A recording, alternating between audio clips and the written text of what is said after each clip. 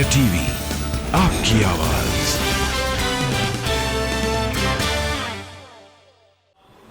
आदरणीय पत्रकार साथियों और डायस में बैठे सभी हमारे नेतागण, आदरणीय गहलोत जी ने विस्तार से आप सबसे चर्चा की।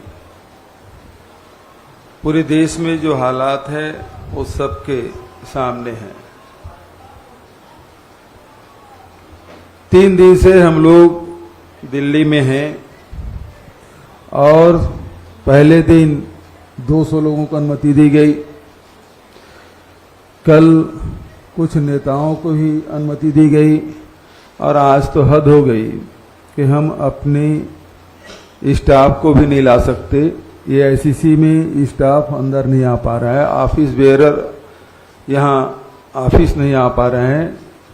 हम लोगों से कहा गया केवल 2 मुख्यमंत्री ही यहाँ आ पाएंगे और किसी का अनुमति नहीं है। तो किस प्रकार से पार्टी कार्यालय में हम लोग पहुंचे हैं ये आप सब जानते हैं। ऐसी स्थिति कभी नहीं हुई थी। राजनीतिक दल अपने पार्टी कार्यालय में पार्टी के कार्यकर्ता न जा सके, ये हालात तो पहली बार। और ये स्थिति बनी क्यों? इसलिए कि देश में पिछले 8 वर्षों से जो कुछ हो रहा है उस सबको एक व्यक्ति लगातार केंद्र सरकार के नाकामियों पे, उनके गलत इरादों पे, उनके गलत फैसलों पे उंगली रखते चल रहा है।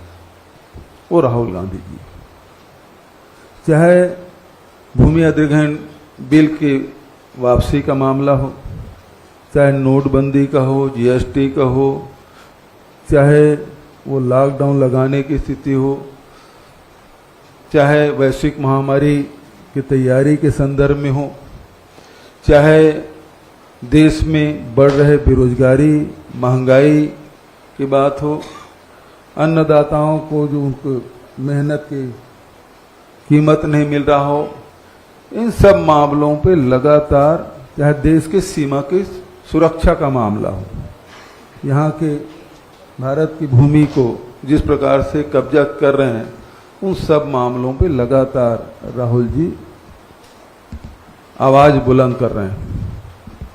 ऐसी स्थिति में जब देश में महंगाई बढ़ रही है, बेरोजगारी बढ़ रही है, तो इन लोगों ने तय किया कि एक इस व्यक्ति को दबा दिया जाए, इस व्यक्ति को परेशान किया जाए, तो हमारे खिलाफ कोई बोल नहीं पाएगा। दरअसल इनका जो राष्ट्रवाद है वो आयातित राष्ट्रवाद है और उस राष्ट्रवाद में यही है कि जो भी विरोध में हो उसको दबा दिया जाए, कुचल दिया जाए, रौंद दिया जाए। और उसी तर्ज पे चलते हुए ये सारी गतिविधियां आप देख रहे हैं कि जिस प्रकार से सेंट्रल एजेंसियों का दुरुपयोग केंद्र की सरकार कर रही है, जितने भी विपक्षी दल के लोग हैं उसे किसी न किसी मामले में फंसाकर उसके मुंह को बंद करने की कोशिश की जा रही है। लेकिन अभी वो राहुल जी के मुंह में हाथ डालने की कोशिश उन्होंने की है। मैं समझता हूं कि उनको बहुत महंगी पड़ेगी। आप कार्यालय में आने से प्रतिबंध लगा रहे हैं, पत्रकारों पे के आने पे प्रतिबंध लगा रहे हैं, राजनीतिक गतिविधियों को रोकने की कोशिश आप कर रहे हैं। कल हम लोग गहलोत जी भी गए थे मंदिर मार्ग थाने में, मैं बदरपुर थाने जा रहा था, हम लोगों को रोका गया। हम अपने नेताओं से नहीं मिल सकते, अपने साथियों से नहीं मिल सकते। ये कहाँ का लोकतंत्र है और कब तक ऐसा चलेगा? आप किसी को एक सीमा तक दबा सकते हैं, उससे अधिक नहीं। अब सीमा से पानी सर से ऊपर जा रहा है, तो ये बर्दाश्त करने के लायक बिल्कुल नहीं है। और पूरा देश इस घटना को बहुत करीब से देख रहा है कि एक अखबार जो आज़ादी की लड़ाई में जिसकी भूमिका रही, कांग्रेस के लोगों ने अपने पाई पाई जमा करके उस पेपर को खड़ा किया।